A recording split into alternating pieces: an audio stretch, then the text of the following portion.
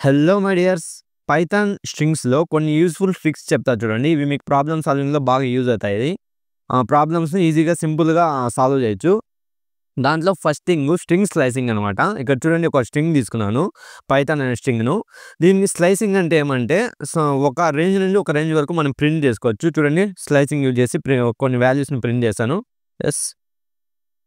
ఇప్పుడు నాకు పైథాన్‌లో PYT 3 letters కావాలనుకోండి. 0 ఇచ్చి దాని తర్వాత నెక్స్ట్ ఇండెక్స్ 3 ఇచ్చాననుకోండి.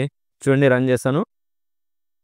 చూడండి, ఫస్ట్ 3 లెటర్స్ వచ్చాయి పీవైటీ. ఇప్పుడు నాకు లాస్ట్ ఓ వరకు కావాలనుకోండి.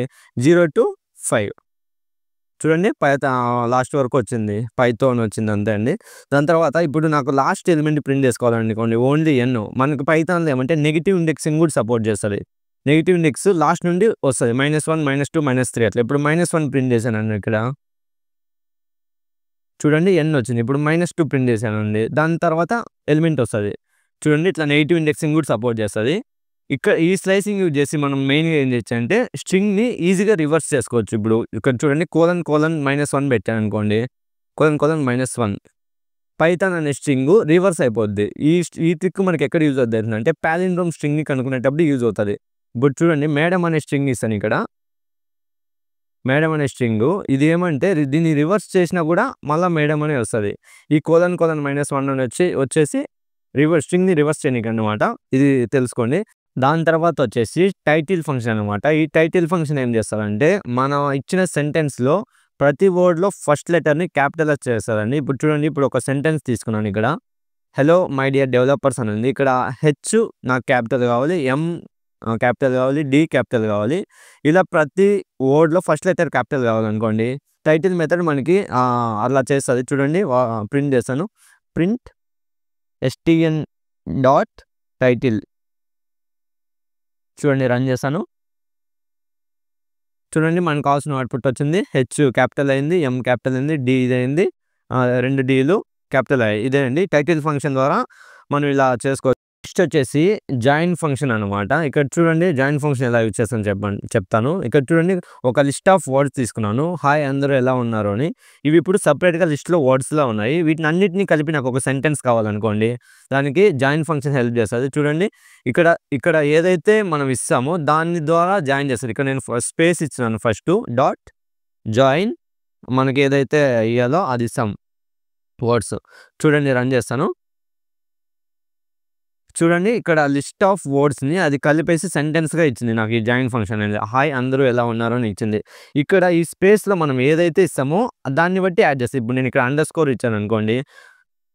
చూడండి, ప్రతి లిస్ట్‌లో ప్రతి ఎలిమెంట్‌కి అండర్‌స్కోర్ యాడ్ చేసింది. ఇప్పుడు నేను ఇక్కడ స్టార్ ఇచ్చాననుకోండి, స్టార్ యాడ్ చేస్తది. ఈ జాయిన్ ఫంక్షన్ అనేది ఇలా వర్క్ అవుతది. మీకు ప్రాబ్లమ్ సాల్వింగ్‌లో ఎక్కడో అక్కడ ఉపయోగపడుతది ఖచ్చితంగా. నెక్స్ట్ వచ్చేసి స్ప్లిట్ ఫంక్షన్ అనమాట. ఇక్కడ చూడండి, దీన్ని ఇప్పుడు కామెంట్‌లో పెట్టుకునేద్దాము. ఇది కాదు, దీన్ని కామెంట్‌లో పెట్టుకునేస్తాను. నెక్స్ట్ వచ్చేసి స్ప్లిట్ ఫంక్షన్ అనమాట. ఇక్కడ చూడండి, ఇక్కడ ఫస్ట్ స్పేసింగ్ ఇస్తాను. అప్పుడే మోడిఫై చేయడానికి కామాస్ ఇచ్చా. ఈ స్ప్లిట్ ఫంక్షన్ ఏం చేస్తదంటే మనం ఏదైతే ఇస్తామో స్ప్లిట్ బై అని దాని ద్వారా స్ప్లిట్ చేస్తదనమాట. ఇక్కడ ఒక సెంటెన్స్ అని ఒక వేరియబుల్ తీసుకున్నాను. దాన్ని స్ప్లిట్ చేశాననుకోండి. సెన్ డాట్ ఇన్‌బిల్ట్ ఇది ఏం చేస్తదంటే స్పేస్ ద్వారా స్ప్లిట్ చేస్తది. స్ప్లిట్ చేసి మనకి లిస్ట్‌ని రిటర్న్ చేస్తది. లిస్ట్ ఆఫ్ వర్డ్స్‌ని రిటర్న్ చేస్తది. రన్ చేస్తా. చూడండి, మనకి సెంటెన్స్ కాస్త లిస్ట్‌గా అయిపోయింది. అది ఎలా? స్పేస్ ద్వారా స్ప్లిట్ చేసింది. ఇప్పుడు మనం ఇక్కడ సెంటెన్స్ వేరే ఏమన్నా డాట్ ఉన్నాయనుకోండి, డాట్ ఇచ్చామనుకోండి. స్ప్లిట్ బై డాట్, ఇక్కడ డాట్ ఇయ్యాలి. డాట్ ఇచ్చామనుకోండి. చూడండి, రెండే వస్తది. ఎందుకంటే డాట్ ఇచ్చాం. హౌ వరకు ఒక వర్డ్, దాని తర్వాత అంతా ఒక వర్డ్. ఇప్పుడు ఇక్కడ ఒక డాట్ ఇచ్చాననుకోండి. దాని తర్వాత ఇంకెక్కడైనా ఇక్కడ ఒక డాట్ ఇచ్చాను. చూడండి, రన్ చేస్తా. చూడండి, ఇప్పుడు 3 డాట్లు ఇచ్చా కాబట్టి హౌ అనేది ఒక వర్డ్, టు అనేది సెపరేట్ వర్డ్. ఇలా మనకి దేని ద్వారా అయితే స్ప్లిట్ కావాలో దాని ద్వారా స్ప్లిట్ చేసుకోవచ్చు. ఇది ఎక్కడ హెల్ప్ అవుతదంటే ఇప్పుడు మనకు ఒక జీమెయిల్ ఇస్తారు. జీమెయిల్‌లో ఫస్ట్ వచ్చేది యూజర్ నేమ్. మనకి ఇప్పుడు తీసుకున్నాం అనుకోండి, యూజర్ నేము, నెక్స్ట్ @ దాని తర్వాత వచ్చేది domain name like google.com, yahoo.com, outlook.com అట్లా వచ్చేది. నెక్స్ట్ వచ్చేసి డొమైన్ నేమ్. సో మనకు వచ్చిన జీమెయిల్ అకౌంట్‌ని డివైడ్ చేయాలనుకోండి. యూజర్ నేము, డొమైన్ నేము రాస్తా చూడండి. Print Gmail dot split. ఈ స్ప్లిట్ ఫంక్షను అది నాకు దేని ద్వారా కావాలి? అట్ ది రేట్ దగ్గర నుండే కదా మారేది. అట్ ది రేట్ తర్వాత డొమైన్ వస్తది. దాని ముందు యూజర్ నేమ్ వస్తది. చూడండి ప్రింట్ చేస్తాను. ఇది కూడా ప్రింట్ అవుతుంది. దీన్ని కామెంట్‌లో పెట్టేద్దాము. చూడండి.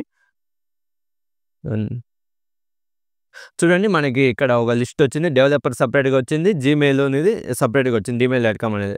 సో, దీంట్లో నాకు జస్ట్ యూజర్ నేమ్ కావాలనుకోండి. ఇండెక్సింగ్ మళ్ళా 0 ఇచ్చాననుకోండి. ఇక్కడ యూజర్ నేమ్ వస్తది. జస్ట్ డెవలపర్ మటుకు వస్తది. అట్లా కాకుండా 1 ఇచ్చాననుకోండి. చూడండి. జస్ట్ ఏదైతే ఉంటుందో డొమైన్ నేమ్ అది వస్తది అంతే. అదొస్తది. ఈ స్ప్లిట్ ఫంక్షన్ ద్వారా మనం ప్రాబ్లమ్స్ కొన్ని ఈజీగా సాల్వ్ చేయొచ్చు. అంతే అండి.